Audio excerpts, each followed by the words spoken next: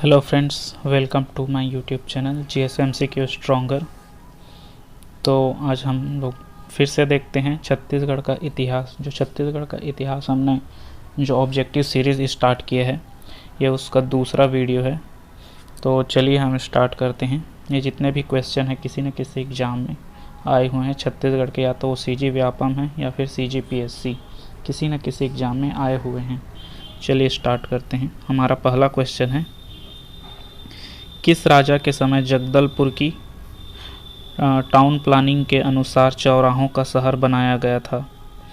तो दोस्तों इसका सही उत्तर है रुद्र प्रताप देव। ऑप्शन बी इसका सही आंसर होगा। रुद्र प्रताप देव के समय में जो है जगदलपुर का टाउन प्लानिंग किया गया था। ये जो है काकतीय शासक हैं रुद्र प्रताप देव। चलिए नेक्स्ट क्वेश्चन देखते हैं दोस्तों। रुद्र प्रताप देव को जो है सेंट ऑफ जेरूसलम की उपाधि भी प्रदान की गई थी अंग्रेजों के द्वारा, याद रखिएगा। चलिए नेक्स्ट क्वेश्चन देखते हैं।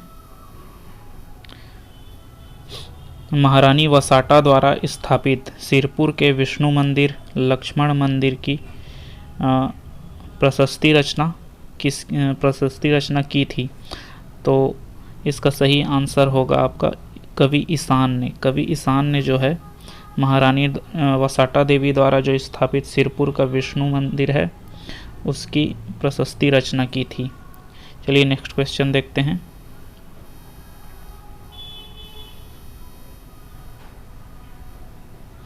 हमारा नेक्स्ट क्वेश्चन है, निम्नलिखित कथनों को पढ़िए। सिरपुर का लक्ष्मण मंदिर सरबपुरी शासकों ने बनाया है। ब प्राचीन काल में बस्तर चक्रकोट कहलाता था। और स भोरमदेव मंदिर शिलालेख फड़ी नागवंश से संबंधित है। तो दोस्तों इसमें सिरपुर का लक्ष्मण मंदिर सरबपुरी शासकों ने बनवाया था, ये तो गलत है। प्राचीन काल में बस्तर को चक्रकोट कहा जाता था, ये सही है। तथा भोरमदेव मंदिर फड़ी नागवंश के से संबंधित है, ये भी सही है। तो ऑप्शन सी इसका सही आंसर होगा। चलिए नेक्स्ट क्वेश्चन देखते हैं दोस्तों।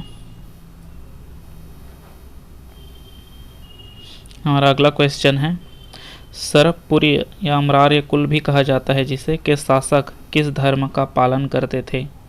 तो सरबपुरी शासक जो है वैष्णव मत या वैष्णव धर्म का पालन करते थे। चलिए नेक्स्ट क्वेश्चन देखते हैं। सरबपुरी वंश के किस शासक ने स्वर्ण सिक्के प्रचलित किए? तो सरबपुरी वंश के जो है प्रसन्न मात्र ने स्वर्ण सिक्के जारी किए।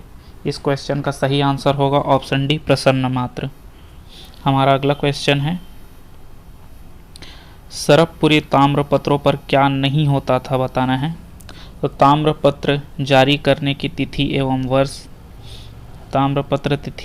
जारी करने की तिथि एवं वर्ष ये तो हुआ करता था। ताम्रपत्र जारी करने का स्थान ये भी होता था। ताम्रपत्र के लेखक व उत्कीर्णक का नाम ये भी हुआ करता था। ताम्रपत्र पर चित्र ये नहीं हुआ करता था। तो इसका सही आंसर हो जाएगा आपका डी।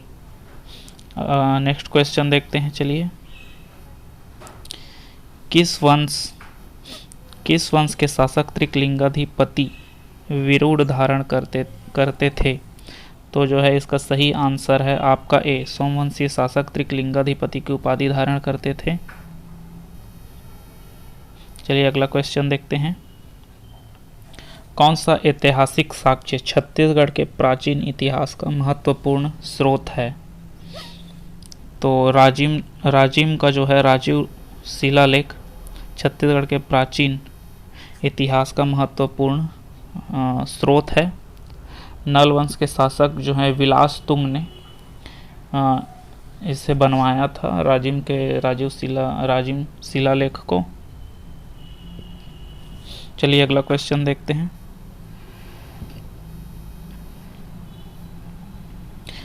रिद्धिपुर ताम्रपत्र और केसरी बेड़ा ताम्रपत्र दक्षिण कोसल के किस राजवंश के सशक्त ऐतिहासिक प्रमाण हैं?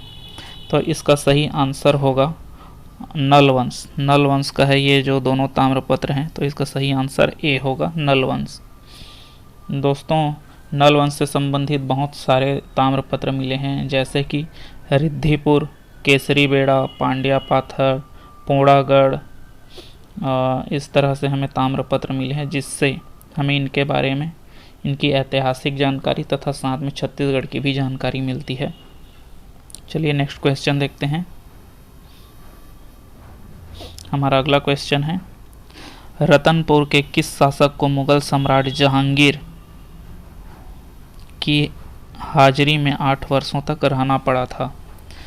तो इसका सही आंसर है ऑप्शन ए, राजा कल्याण साय। राजा कल्याण साय 8 वर्षों तक जो मुगल शासक जहांगीर थे उनके दरबार में हाजिरी देते थे, साथ साथ अकबर के भी दरबार में इन्होंने हाजिरी दिया हुआ है। चलिए अपना नेक्स्ट क्वेश्चन देखते हैं। हमारा नेक्स्ट क्वेश्चन है, रायपुर जिले से प्राप्त राजा भीमसेन के आरंग ताम्रपत्र में निम्नलिखित किन राजाओं का उल्लेख किया गया है? तो भीमसेन जो है राजर्षि तुल्य कुल वंश के हैं। इसमें सूरा, दैत वर्मा, विभीषण, इन सभी का उल्लेख किया गया है, तो ऑप्शन डी इसका सही आंसर होगा। चलिए अब नेक्स्ट क्वेश्चन देखते हैं। छत्तीसगढ़ के प्रथम इतिहासकार हैं, तो छत्तीसगढ़ के प्रथम इतिहासकार बाबू रेवा राम को माना जाता है, ऑप्शन सी इसका सही आंसर होगा। इन्होंने जो है विक्रम विलास नामक ग्रंथ की रचना की है बाबू रेवा राम ने। चलिए नेक्स्ट क्वेश्चन पर आते हैं। अब प्राचीन काल में छत्तीसगढ़ किस क्षेत्र में आता था? तो प्राचीन काल में जो है छत्तीसगढ़ दक्षिण कोसल क्षेत्र में आता था, ऑप्शन सी इसका सही आंसर होगा। हमारा अगला क्वेश्चन है, बस्तर की कौन महारानी छत्तीसगढ़ की प्रथम एवं एकमात्र महिला शासिका थी? तो इसका सही आंसर होगा आपका डी, प्रफुल्ल कुमारी देवी। प्रफुल्ल कुमारी देवी जो है छत्तीसगढ़ की एकमात्र महिला शासिका रही हैं। नेक्स्ट क्वेश्चन है हमारा, बिलासपुर के ताला गांव की काल पुरुष प्रतिमा का निर्माण किस वंश ने किया? तो बिलासपुर का जो ताला गांव से प्राप्त काल पुरुष की प्रतिमा मिली है, उसका निर्माण सरभपुरी वंश के शासकों ने किया, वहां की रानियों ने किया है। ऑप्शन डी इसका सही आंसर होगा। अगला क्वेश्चन देखते हैं। अगला क्वेश्चन है, में सूची अ को सूची ब से मिलाना है। एक तरफ जो है राजवंश का नाम दिया है और एक तरफ शासकों का नाम दिया है। तो नल वंश के शासक आपके भवदत्त वर्मा हैं। सरभपुरी वंश के शासक प्रसन्न मात्र हैं। पांडु वंश के शासक जो हैं हर्षगुप्त हैं। और सोनपुर के सोमवंश तो बचा एक महाभवगुप्त। तो दोस्तों इसका आंसर होगा, इसका आंसर जो है डी होगा, इसमें सही आंसर डी होगा। चलिए नेक्स्ट क्वेश्चन देखते हैं। हमारा अगला क्वेश्चन है, प्रयाग प्रशस्ति के अनुसार समुद्रगुप्त ने अपने दक्षिण अभियान में जिन राज्यों को जीता उनमें छत्तीसगढ़ के थे। तो छत्तीसगढ़ के किन राज्यों को समुद्रगुप्त ने अपने दक्षिण विजय अभियान के अंतर्गत जीता? तो वो हैं, एक तो कोसल होगा और एक महाकांतार होगा। इन्होंने जो है समुद्रगुप्त जो हैं कोसल के जो है महेंद्र सेन को हराया था और महाकांतार के व्याघ्रराज को हराया था, इसलिए इन्हें व्याघ्रहंता भी कहा जाता है। ऑप्शन सी इसमें सही होगा। चलिए नेक्स्ट क्वेश्चन देखते हैं। निम्नलिखित राजवंशों ने प्राचीन काल में छत्तीसगढ़ में शासन किया, उनकी सही कालक्रम चुनिए। तो दोस्तों इसमें कौन सा राजवंश पहले आया और कौन सा राजवंश बाद में आया, ये बताना है। तो चलिए हम देखते हैं। सबसे पहले राजर्षि तुल्य आए हैं, फिर उसके बाद नलवंश आएंगे, फिर उसके बाद सरपपुरी आएंगे और सबसे लास्ट में चक्रकोट के नाग आएंगे। तो ऑप्शन 20 में सही आंसर होगा। चलिए नेक्स्ट क्वेश्चन देखते हैं।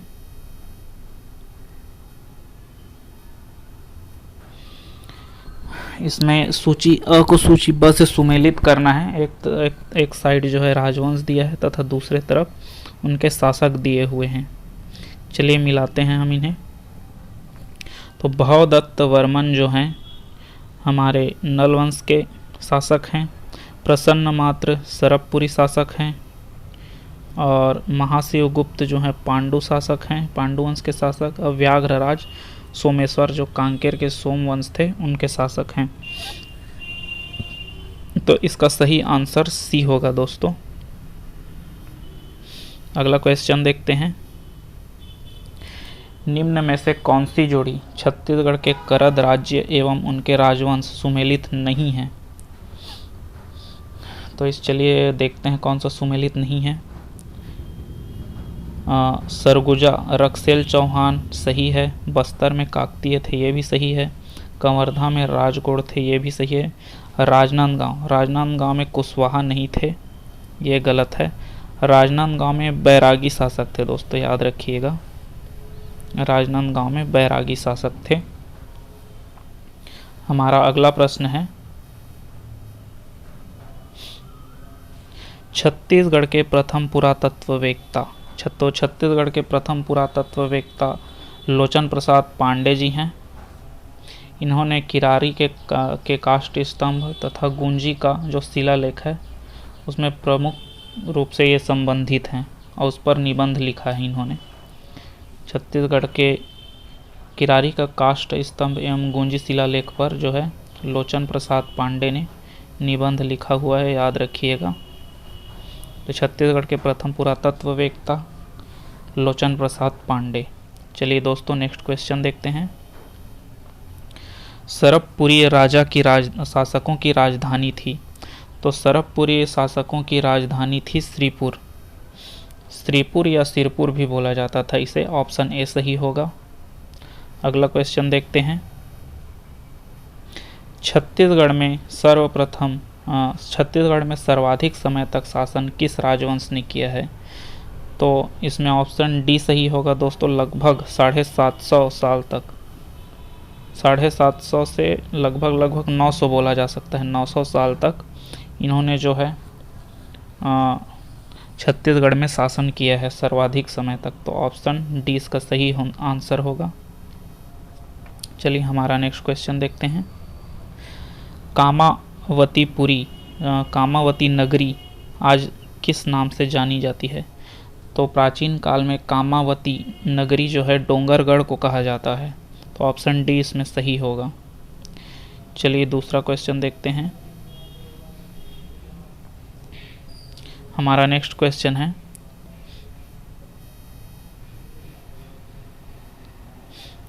छत्तीसगढ़ के निम्नलिखित स्थानों पर पाषाण युग के औजार प्राप्त हुए हैं। तो पाषाण युग के औजार कहाँ से प्राप्त हुए हैं ये बताना है। एक धनपुर जिला बिलासपुर से, दूसरा अर्जुनी जिला दुर्ग से, तीसरा सिंघनपुर जिला रायगढ़ से, चौथा कबरा पहाड़ जिला रायगढ़ से। पाषाण युग के कालक्रम जैसे पूर्व पाषाण युग, मध्य पाषाण युग, उत्तर पाषाण युग तथा नव पाषाण युग के अनुसार इन स्थानों से प्राप्त औजारों को क्रम में निम्न कूट के आधार पर निर्धारित करना है। तो इसका सही आंसर होगा, सबसे पहले पूर्व पाषाण में तो सिंघनपुर गुफा आ जाएगा दोस्तों, फिर मध्य में आपका कबरा पहाड़ आएगा। मध्य युग में मिले सभी जगह से हैं औजार, लेकिन उनको जो है युग के अनुसार जमाना है, पूर्व मध्य उत्तर नव पाषाण युग के अनुसार। तो सबसे पहले पूर्व पाषाण युग में जो है सिंघनपुर का गुफा, मध्य पाषाण युग में आपका कबरा पहाड़ जिला रायगढ़ की गुफा है, तथा उत्तर पाषाण जो काल है उसमें धनपुर जिला बिलासपुर है, और नव पाषाण की बात करें तो दुर्ग जिले का अर्जुनी है। तो इस तरह से इसका आंसर सी होगा दोस्तों, सही आंसर। चलिए नेक्स्ट क्वेश्चन देखते हैं। निम्नलिखित कथनों को पढ़िए। अ, समुद्रगुप्त की प्रयाग प्रशस्ति में उल्लेख है कि उसने कौशल के राजा महेंद्र को पराजित किया। ये सही है दोस्तों। सरभपुरी वंश के राजा प्रसन्न राज ने प्रसन्नपुर नगर की स्थापना की। यह भी सही है। सोम या पांडु वंशीय राजा महाशिवगुप्त बालार्जुन ने सिरपुर में अनेक बौद्ध विहार का निर्माण किया। ये भी सही है। तो इसमें सभी जो कूट दिए हैं वो सही होंगे, तो इसलिए इसका ऑप्शन ए सही होगा आंसर। चलिए नेक्स्ट क्वेश्चन की ओर आगे बढ़ते हैं। बस्तर जिले में शासन था, तो बस्तर जिले में आपका जो है छिंदक नागवंशियों का शासन था। अगला क्वेश्चन है हमारा, तीवरदेव अनुयायी थे, तो तीवरदेव जो है वैष्णव धर्म के अनुयायी थे। इस वंश में जो है एक और शासक हुए महाशिवगुप्त, वो जो है शैव मत के अनुयायी थे, याद रखिएगा। ये जो पूरा का पूरा इनका वंश था पांडु वंश, वो वैष्णव मतानुयायी था, लेकिन जो महाशिवगुप्त थे वो शैव मतानुयायी थे। चलिए नेक्स्ट क्वेश्चन देखते हैं। महाशिवगुप्त कालीन था, तो महाशिवगुप्त के जो कालीन कौन है? महाशिवगुप्त के कालीन हर्षगुप्त होंगे। हर्ष का जो है इनके काल के थे। हर्ष और पुलकेशिन द्वितीय भी इनके काल में हैं। इनके बीच युद्ध हुआ ये था कि पुलकेशिन द्वितीय जो है हर्ष से युद्ध करने जा रहे थे। उनसे भयभीत होकर महाशिवगुप्त ने समर्पण कर दिया था। चलिए नेक्स्ट क्वेश्चन देखते हैं। कांकेर के सोम वंश के संस्थापक कौन थे? तो कांकेर के सोम वंश के संस्थापक जो है सिंहराज होंगे। इसका आंसर बी सही होगा। याद रखना, कांकेर जंगली एरिया है, तो जंगल में क्या रहता है? सिंह। इस तरह से याद रख सकते हैं, सिंहराज। ऑप्शन बी इसका सही आंसर होगा। चलिए नेक्स्ट क्वेश्चन देखते हैं। कांकेर के सोमवंश के संस्थापक सिंहराज, वही क्वेश्चन है दोस्तों, रिपीट हो गया है।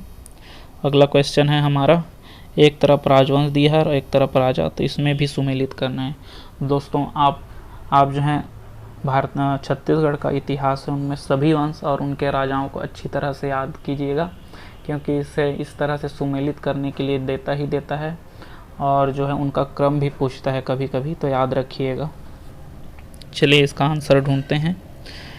नल वंश के शासक जो हैं भवदत्त वर्मन होंगे। सरभपुरी शासक जो हैं आपके प्रसन्न मात्र होंगे। पांडु वंश के शासक जो हैं तीवरदेव होंगे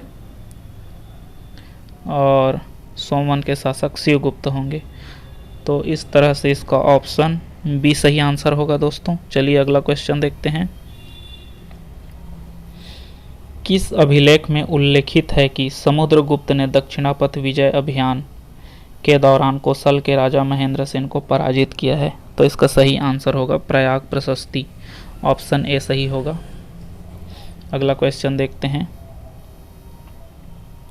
दुर्ग में कहाँ से कुषाण वंश के सिक्के मिले हैं? सॉरी दोस्तों, छत्तीसगढ़ में कहाँ से कुषाण कालीन जो सिक्के हैं हमें मिले हैं? तो वो है बिलासपुर से कुषाण वंश के जो हैं हमें सिक्के मिले हैं।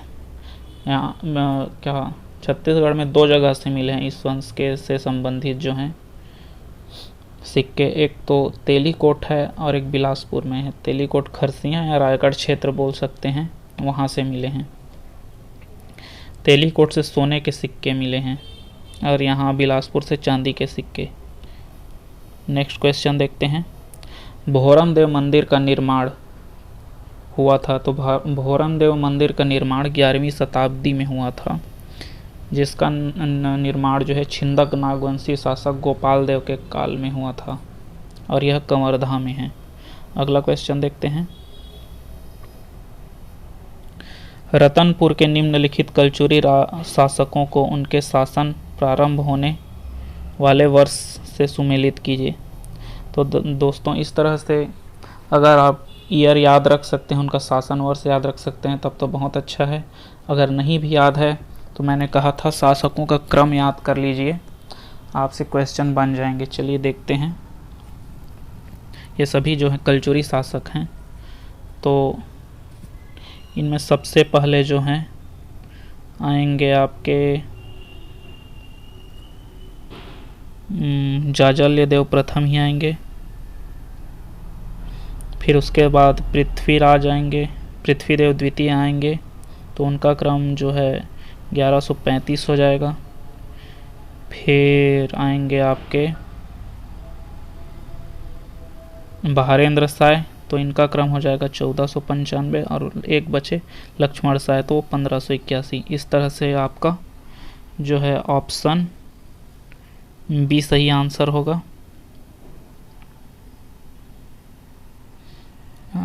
सॉरी, ऑप्शन ए सही आंसर होगा इस तरह से। चलिए अगला क्वेश्चन देखते हैं।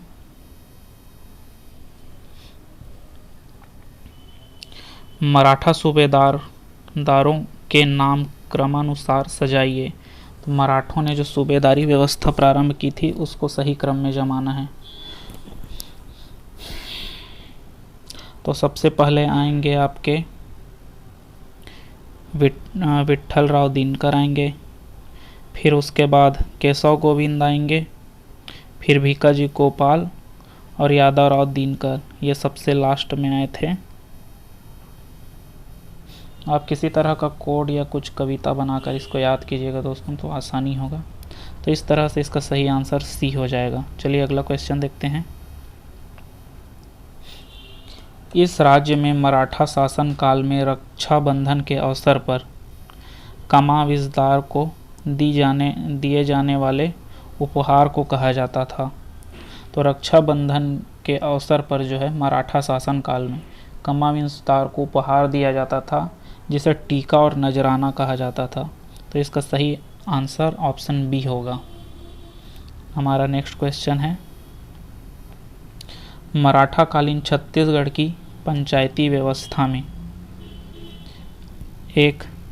एक सदस्य सरकारी कर्मचारी होता था, दूसरा पंचायतों का फैसला न्यायालय में भेजा जा सकता था। तो इसमें से सही ऑप्शन चुनना है दोस्तों। इसमें से दोनों ही कथन सही हैं।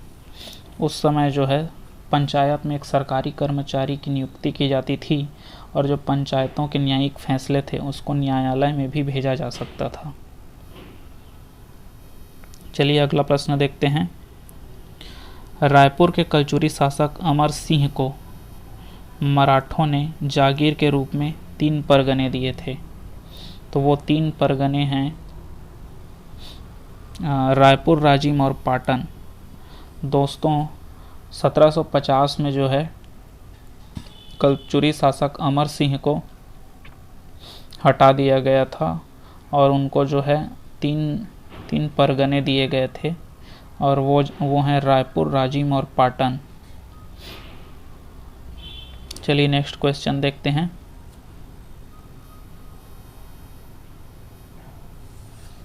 किस कलचुरी राजा ने बस्तर के छिंदक नाग वंश के राजा सोमेश्वर को पराजित किया था? तो इसका सही आंसर होगा जाजल्यदेव प्रथम ने। जाजल्यदेव प्रथम ने जो है पराजित किया था तथा उन्हें बंदी बना करके अपने यहाँ ले आया था। फिर इनकी माता गुंड महादेवी के कहने पर इन्होंने उन्हें पुनः छोड़ दिया था, मुक्त कर दिया था, परिवार समेत जो है इन्हें बंदी बना लिया था। चलिए अगला क्वेश्चन देखते हैं। मराठा काल में सेवई था, तो सेवई जो है अर्थदंड या जुर्माना था। इसमें कई छोटे छोटे जो हैं करों का समूह होता था, जिसे सेवई कहा जाता था। अगला क्वेश्चन देखते हैं। रतनपुर के किस शासक का उल्लेख देवारों के गोपल्ला गीत में प्राप्त होता है? तो जो है रतनपुर के वो शासक हैं कल्याण साय। इसका ऑप्शन ए सही होगा। कल्याण साय का जो है उल्लेख देवारों के गोपल्ला गीत में होता है। अगला क्वेश्चन देखते हैं। इस राज्य में कलचुरी वंश के संस्थापक कौन था? तो इस राज्य में कलचुरी वंश के संस्थापक कलिंग राज थे। नेक्स्ट क्वेश्चन है, इतिहास की निम्न घटनाओं का सही क्रम में उसे जमाना है। पहला दिया है हल्बा विद्रोह। तो हल्बा विद्रोह ये हुआ था 1774 में स्टार्ट हुआ था और 77 तक चला था। परलकोट विद्रोह 1825 का है। सिपाही विद्रोह की शुरुआत, तो सिपाही विद्रोह की शुरुआत छत्तीसगढ़ में मराठा आक्रमण हुआ था 1774 में। और मुड़िया विद्रोह 76 में हुआ था, 1876 में। तथा रतनपुर की स्थापना 1050 ईस्वी में किया था रत्नदेव ने। और जो है शहीद वीर नारायण सिंह को फांसी जो है 10 दिसंबर 1857 को दिया गया था। 10 दिसंबर 1857 को दिया गया था। तो इस तरह से इसका सही आंसर होगा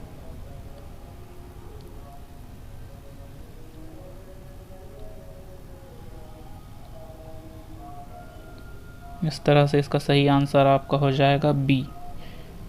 ऑप्शन बी इसका सही आंसर होगा। चलिए नेक्स्ट क्वेश्चन देखते हैं। रतनपुर के किस राजा के कार्यकाल में मराठा सेनापति भास्कर पंत ने आक्रमण किया था? तो जो है इसका सही आंसर होगा रघुनाथ सिंह के शासनकाल में। ऑप्शन बी इसका सही आंसर है 1741 में।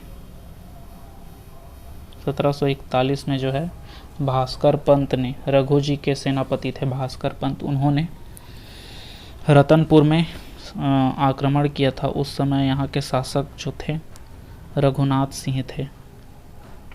इन्होंने इनका सामना नहीं किया, ये जो है अपने पुत्र वियोग में इन्होंने अपना समर्पण कर दिया था। चलिए अगला क्वेश्चन देखते हैं। सन 1855 में छत्तीसगढ़ के डिप्टी कमिश्नर कौन थे? तो सन 1855 में छत्तीसगढ़ के डिप्टी कमिश्नर जो हैं इलियट थे, चार्ल्स इलियट। नेक्स्ट क्वेश्चन देखते हैं।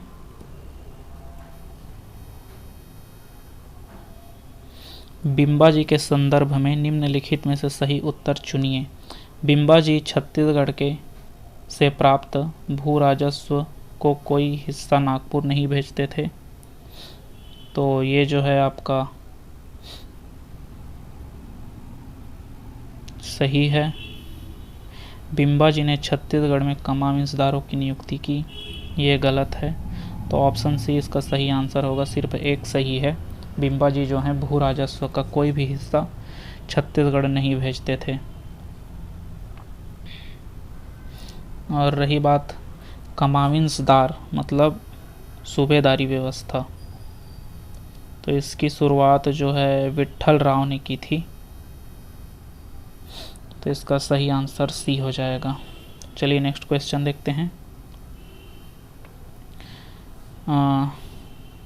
छत्तीसगढ़ के रतनपुर से शासन करने वाला कलचुरी मूलतः निम्न में से किस स्थान से थे? तो वो जो है माहिष्मती से थे। जो कलचुरी थे वो माहिष्मती से आए हुए थे। इसका सही आंसर ए हो जाएगा। हमारा नेक्स्ट और लास्ट क्वेश्चन है। ये हमारा आज का लास्ट क्वेश्चन है दोस्तों। इसमें सूची 1 को सूची 2 से मिलाना है। एक तरफ अधिकारी दिया गया है और दूसरे तरफ उनका विभाग दिया गया है। तो चलिए मिलाते हैं। महाक्ष पटलिक, तो महाक्ष पटलिक जो हैं राजस्व विभाग से संबंधित थे। दांडिक, दांडिक से आपको पता चल जा रहा होगा कि ये न्याय व्यवस्था से संबंधित है, न्याय विभाग से। महाधर्म कारणिक, तो ये धर्म विभाग से संबंधित होंगे। और महासंधि विग्रहक विदेश विभाग। तो इसका सही आंसर हो जाएगा आपका आंसर बी। तो दोस्तों छत्तीसगढ़ के इस ऑब्जेक्टिव सीरीज़ में आज के लिए बस इतना ही रहेगा। हम मिलेंगे नेक्स्ट वीडियो के साथ और अच्छे अच्छे ऑब्जेक्टिव क्वेश्चंस के साथ। आप इसी तरह से हमारे वीडियो में बने रहिएगा। और अगर आपको वीडियो पसंद आ रहा होगा तो लाइक करिएगा, और चैनल पर नए हैं तो सब्सक्राइब कीजिएगा, और अपने दोस्तों के साथ शेयर भी कीजिएगा। चलिए दोस्तों, मिलते हैं नेक्स्ट वीडियो में। तब तक के लिए मस्त रहिए और पढ़ते रहिए।